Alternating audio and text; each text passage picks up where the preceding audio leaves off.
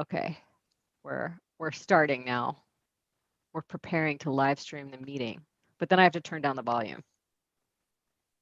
So could I watch along as we're recording it on You YouTube? can, but It'll be delayed. yeah, it's like a little delayed. Confusing. It's confusing. Would be really. Wait, are we doing this right now? Is this really happening, Liz? Yes, it's really happening. Oh my How gosh. How do you see it? I'm on our channel. I don't see it. Okay, whatever. You got to go to the. Don't be so self-involved. People are going to be really turned off if. My wife does say she can see it, so something happened. Okay, so wait, Our there's 11 an audience? viewers. Yeah. There's an audience. Your We have wife an is audience. your wife is our audience. Yes. She... Well, Liz, before we get too far into this and you ask us who we are and all this, don't forget to talk to Bob about what's going on in the background, because I would like to know. I would. Why, And what's this is going on in the really, background? and by the way, Bob, I don't know if Liz told you this, but this is her show. I didn't do want associate- to. well, I it didn't says want to she's the brag. organizer. Let's say she's the organizer. I didn't want to brag, Bob. And caveat, and just a fair warning to our ones of watchers. I'm participating in this over Starlink, and it's been really it's had a very tenuous relationship with the internet today. Yeah, still in beta. That's right, Jonathan. Well, he says Elon calls it better than nothing beta, which is true. But there's also, I think it might be storm related. I don't know what's going on. There's tons of storming, so much storming. Hi Liz, everybody. take control of this. I'm trying. Hi everyone. Hi to our ones of viewers. Here we are on DOOR3 TV, Open Hours, episode 6, we think. We have a special guest today, but I'll introduce our regular, not special guest first. This is Jonathan Blessing, who's the CEO of DOOR3, and we have. And were my mother here, she would remind you that I'm always special. Yes, Okay. we all think you're special, Jonathan. Thank you, Bob. And we have Alex Asianov, who is the president and founder of DOOR3. And I'm Liz Flyntz, the director of UX and design at DOOR3. And we have Bob Miller, associate director of engineering and the head of IT. Two Hello. jobs. Yeah. Hi, everyone. Hi.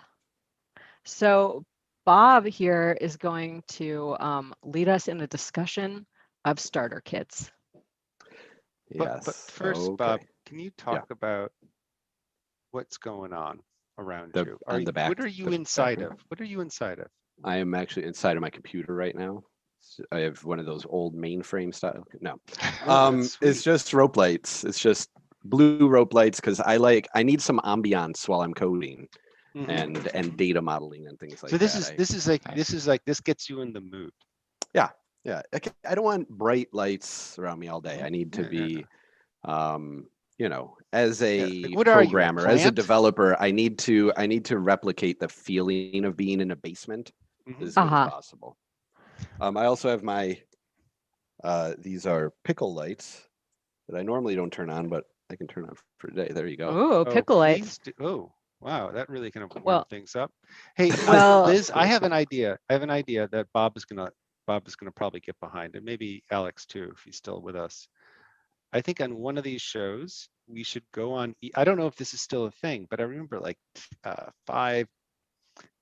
I remember about 10 years ago, you could go on eBay and you could shop for and buy, if you were crazy, old mainframes. Yeah. I think we should do a show where we shop for old mainframes. Live on eBay? Live is it watching our browser? Yeah. We search. Yeah, we can just share our screens. I've got some extra space, and I could imagine having an old mainframe in there just to kind of get me in the mood. Fun for the kids. Yeah. Something to take apart. Bob, I think it's interesting that you have chosen to array yourself with blue lights, because I personally I wear these blue light filtering glasses. This is like all the rage now to filter out the blue light from your screen. And you instead have doubled down on the blue lights. I embrace it. As you can tell, I don't care much about my eye health. So the blue light doesn't. Hey, we are all glasses wearers right now. Well, yeah. Wow. What does that say about our industry? I think it means that we're nerds. Yeah, probably. We didn't play very much outdoors when we were children. Yeah.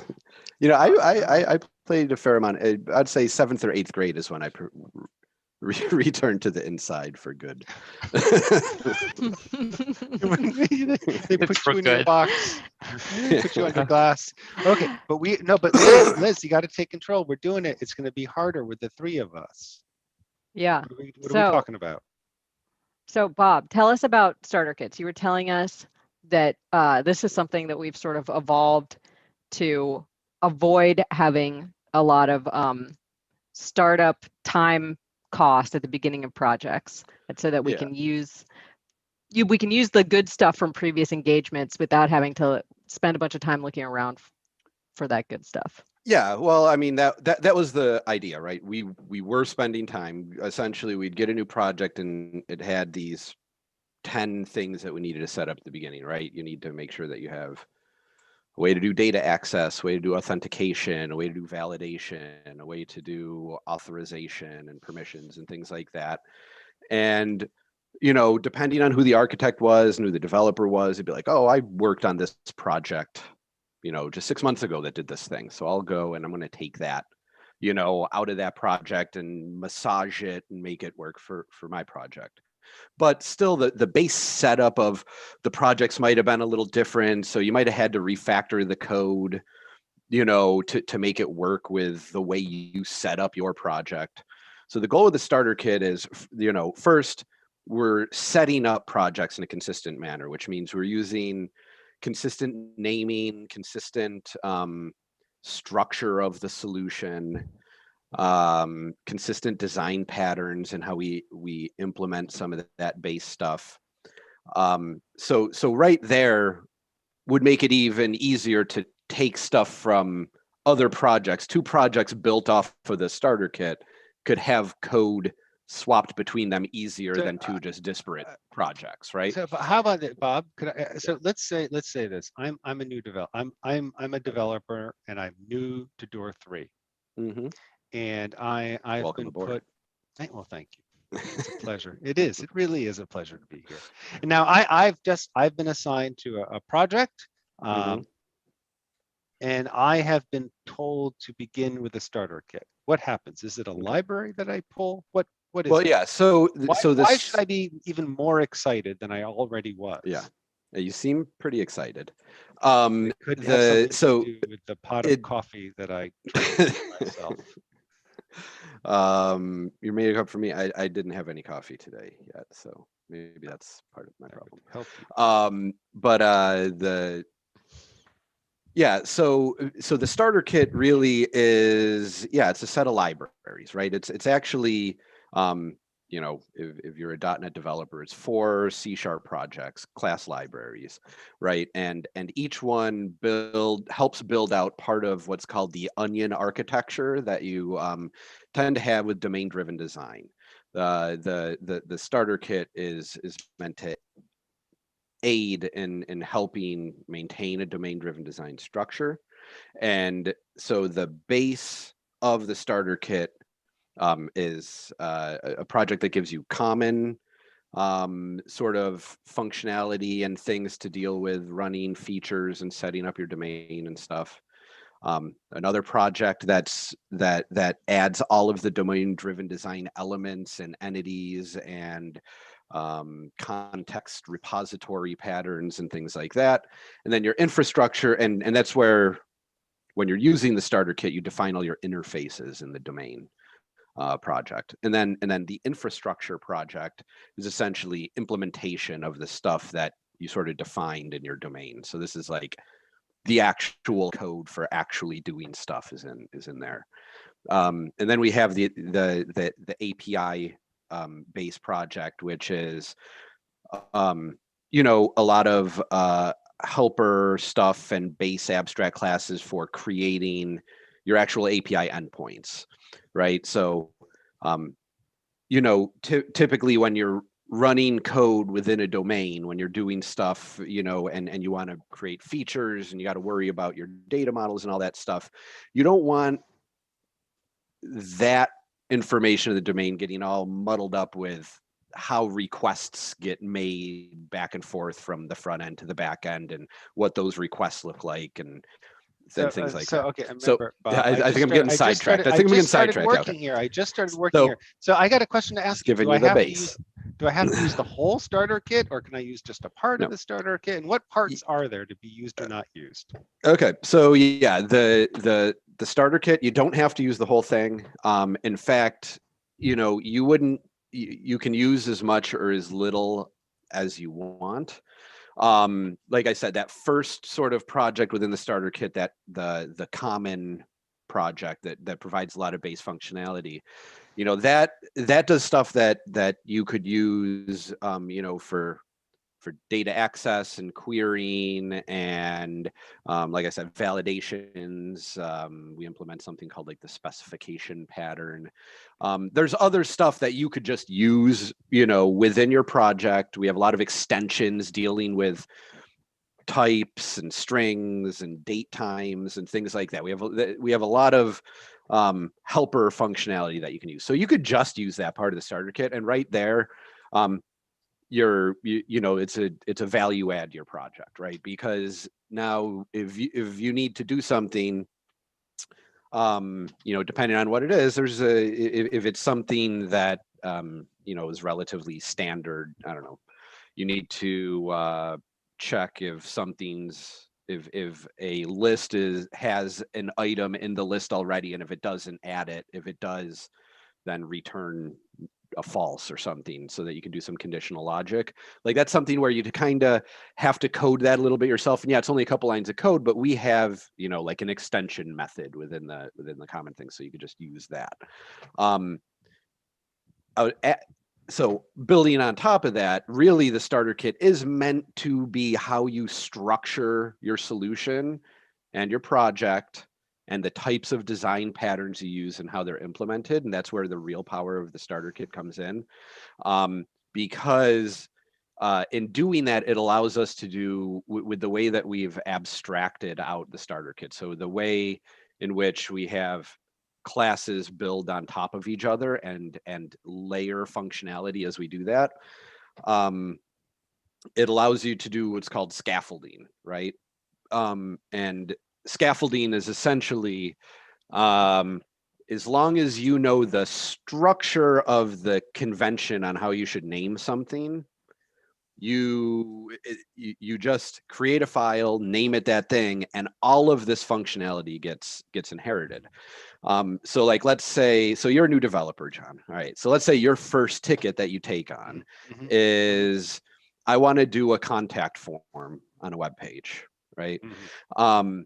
So obviously, the first part of that, let's say you're going to do the back end first, and then you'll tie it up and integrate it with the front end after that. So you want to have your data model done and everything. So you create your contact form data model, email, first name, what's your problem, or what do you want to talk about, sort of description box. The next DOOR3 TV is going to be about my problem, but go on. Okay, all right. We're going to cover that. We're going to cover that. Okay, so this is kind of like a two-parter. It's almost a mini series in a way. Yeah, it is. It is actually.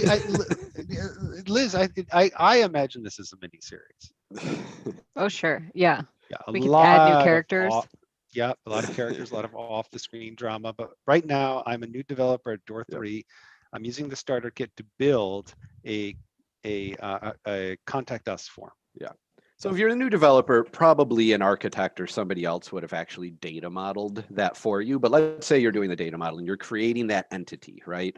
Now you need to, you'd inherit that entity from a base entity type within the starter kit.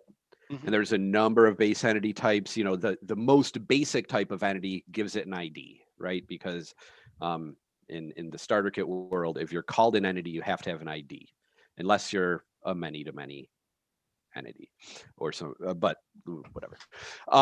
So you'd inherit from that, but then there's other things like, well, maybe you want to know who updated this record or who created it, when it was updated or created, and then there would be a different, then that's a domain entity, right? Because it has more information about it as an entity in a domain, and really that builds off of something called an audit entity, right? An auditable entity.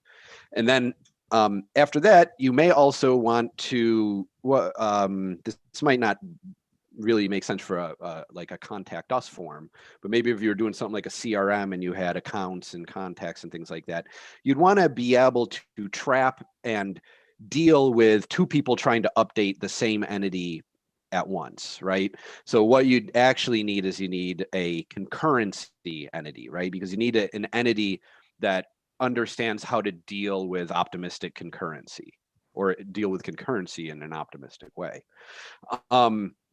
And so you'd build off of that entity. So the first part of data modeling within the starter kit is sort of figuring out what type of entity you're creating and what sort of base functionality it should inherit, from one of the. So already as a new developer at DOOR3, I'm impressed by how much thought has gone into the tool set I'm going to use to build this extremely basic functionality.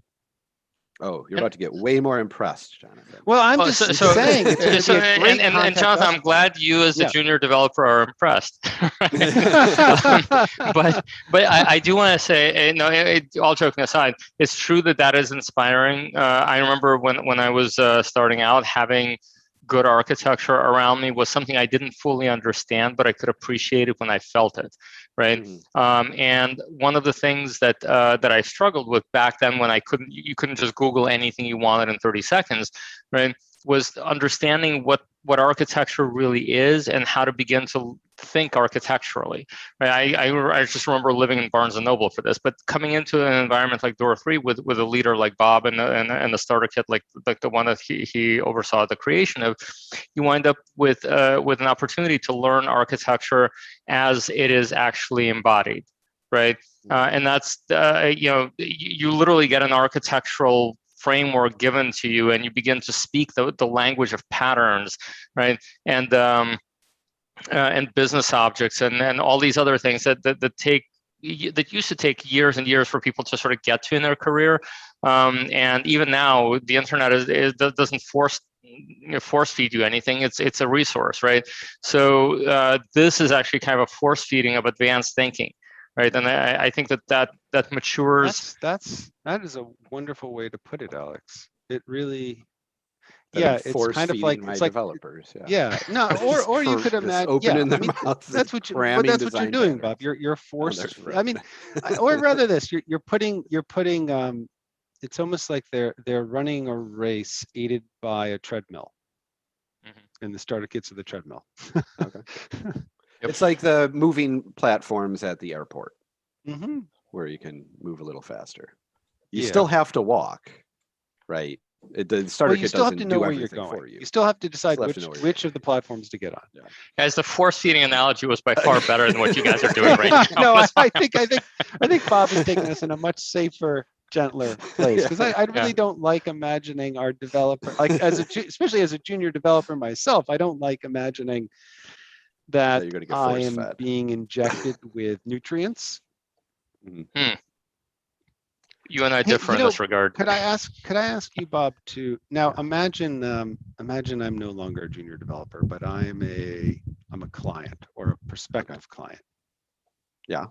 Why do I care about your starter kit? Well, so the starter kit lets us, before we started recording, I was talking briefly about the 80-20 rule and how I would use the 80-20 rule in guiding me and what the point of the starter kit was.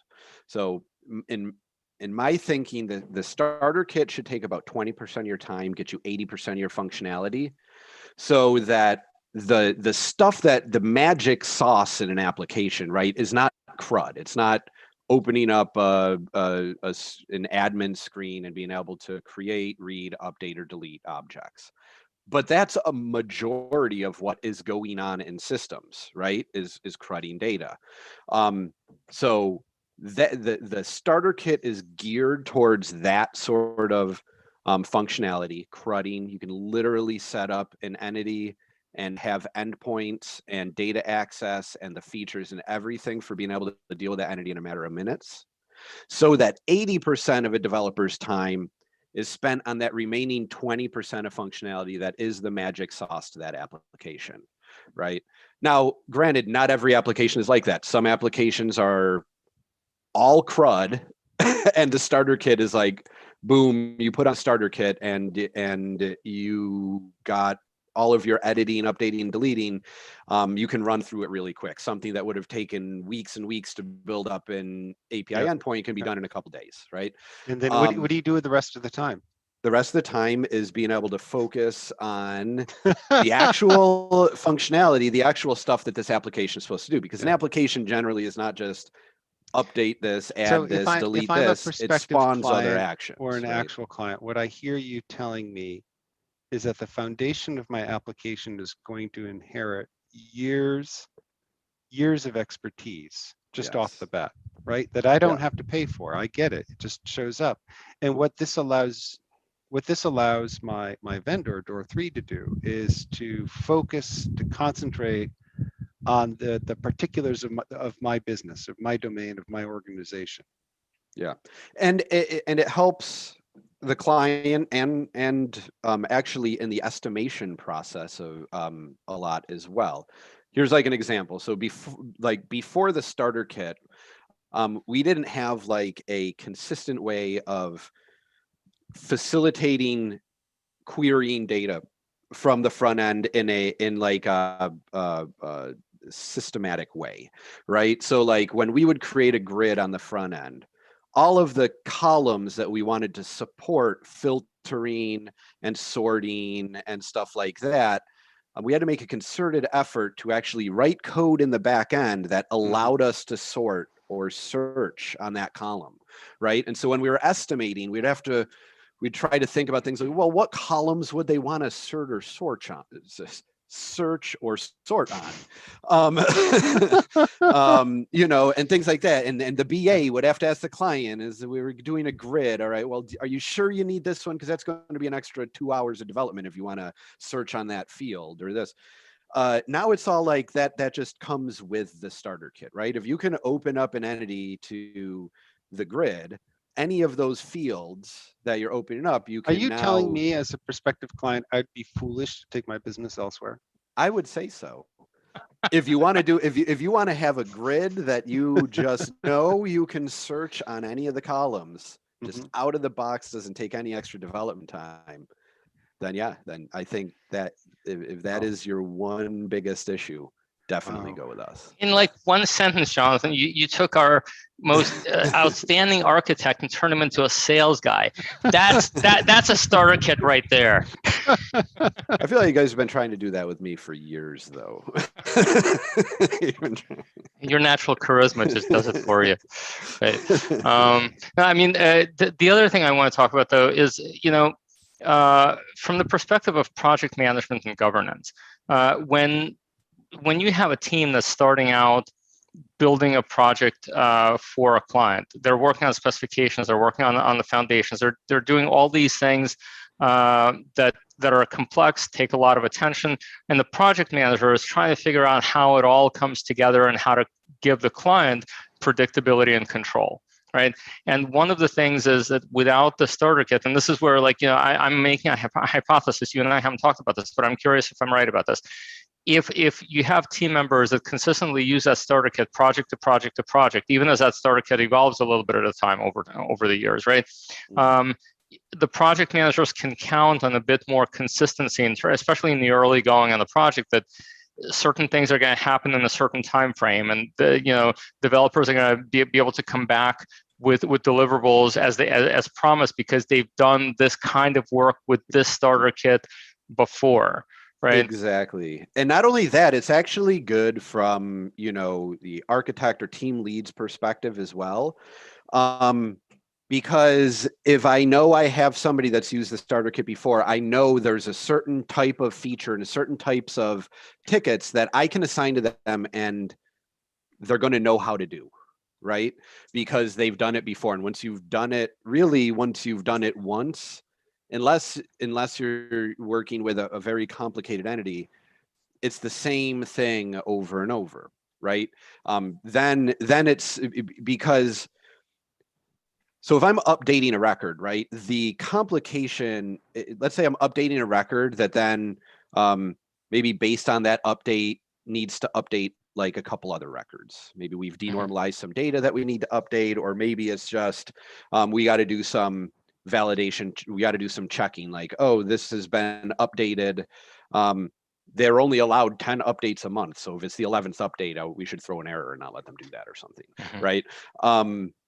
So the way that the starter kit is set up too is really a separation of concerns of each chunk of functionality too.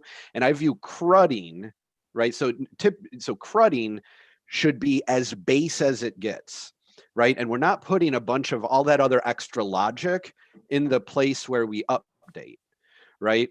What that results in, first of all, is then the code to update all of a sudden has all of this other logic and business requirements as part of it.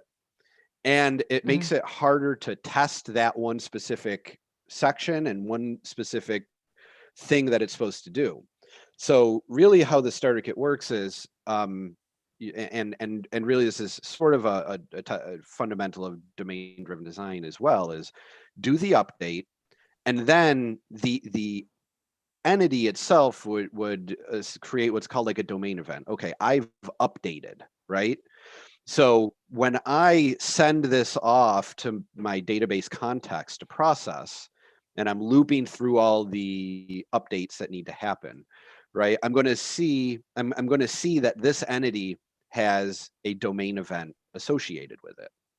And within the same transaction, right, I'm going to invoke a handler that's going to run that domain event, which is going to be a discrete piece of code, right? So I can do my update, and then I can have another little chunk of code that is all about, well, checking, how many updates have they made in this month, and they only get 11. They're only supposed to have 10, and it's going to be 11.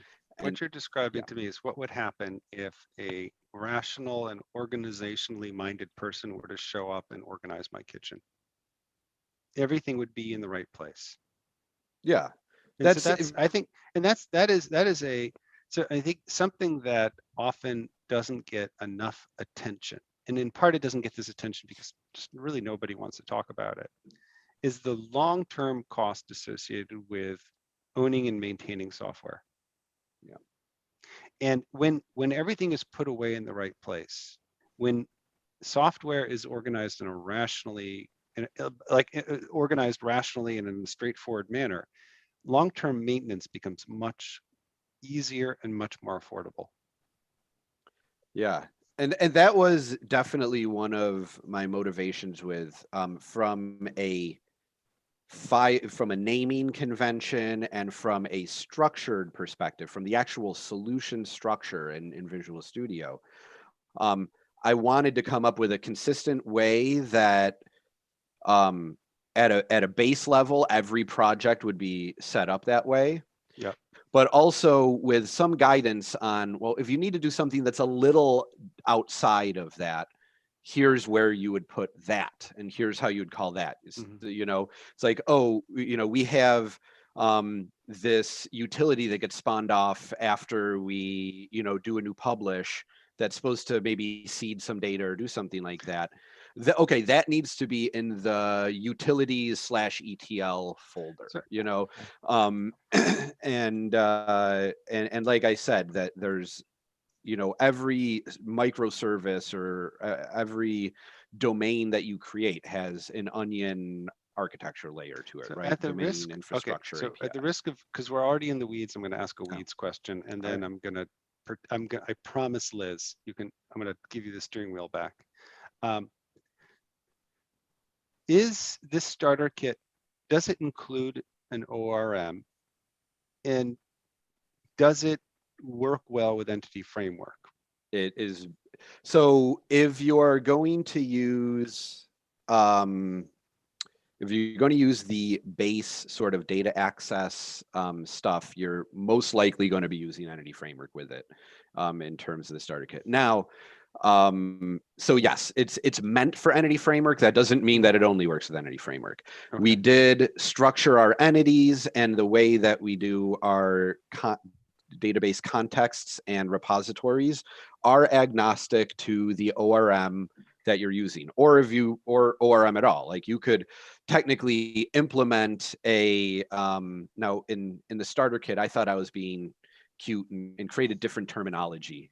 Rather than calling them contexts and repositories, I called it stores and containers. But you can build a store or a container to go against direct 8.0.NET querying, if that's the flavor that you like, right? It can go against Entity Framework, it could go against Dapper, it could go against whatever you want. You would just need to create your own implementation. The implementations we've created, so like a NoSQL implementation or something like that, you can do that. The implementation that we've created and what it has worked for us, thus far has been our Entity Framework implementation. Okay, so what you're saying, it's kind of like the paradigm of the interface and the driver. So if the assumed driver is almost always Entity Framework, but if we wanted to create a NoSQL driver, we could. Yes. Now, how many projects have we used this on, Bob, so far? So I believe App Setters is going to be like our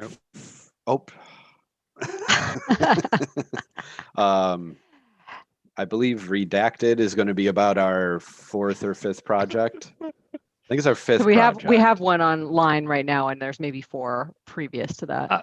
Bob, can I ask you back as a special guest for a specific session on ORM or not ORM, right? A very Shakespearean tragedy. Because I am continually bombarded by client architects who have an opinion on the matter, and I often find that opinion to be not informed by the latest facts, and I think it would be helpful to support those conversations, to really dig into that. As with a lot of people, and I've heard that too, as with a lot of people that get upset about Entity Framework and things like that, they're remembering articles they read 10 years ago. And they're not,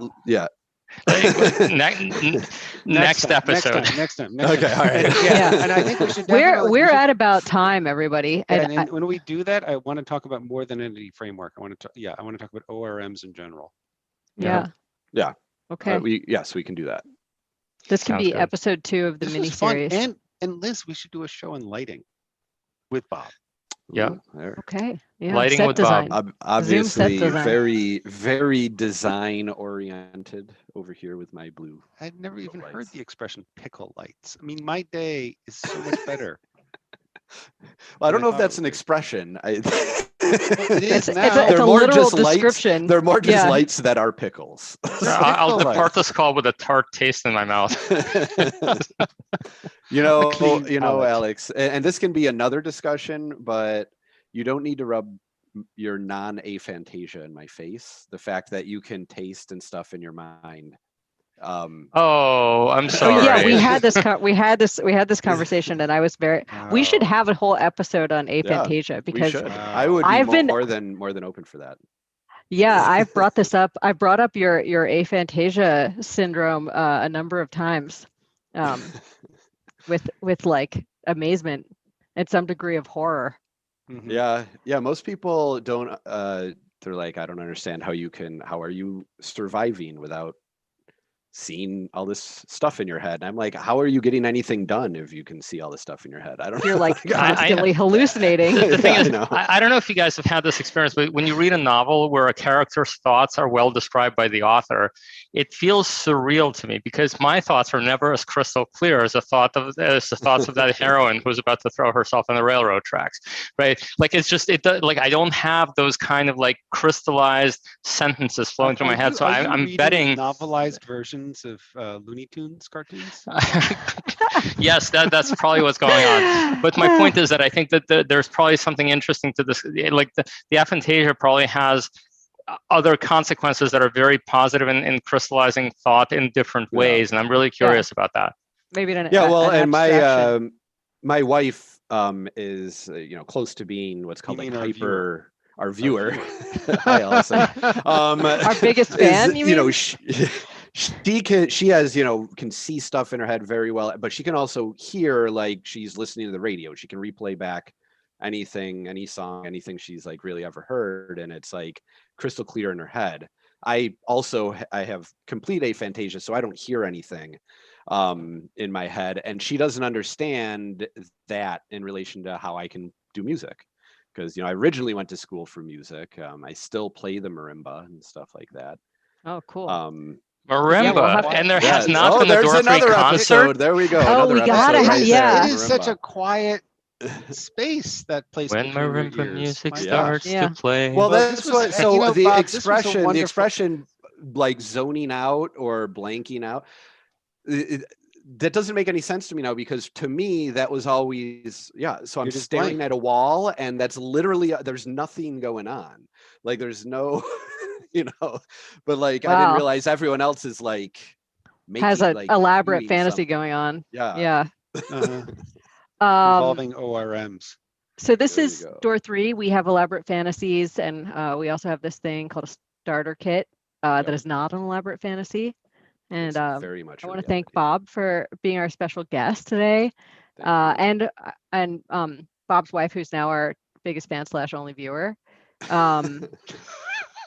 And thanks everybody. If you want to get in touch, we're DOOR3. We make software and websites, and you can reach us at projects@door3.com.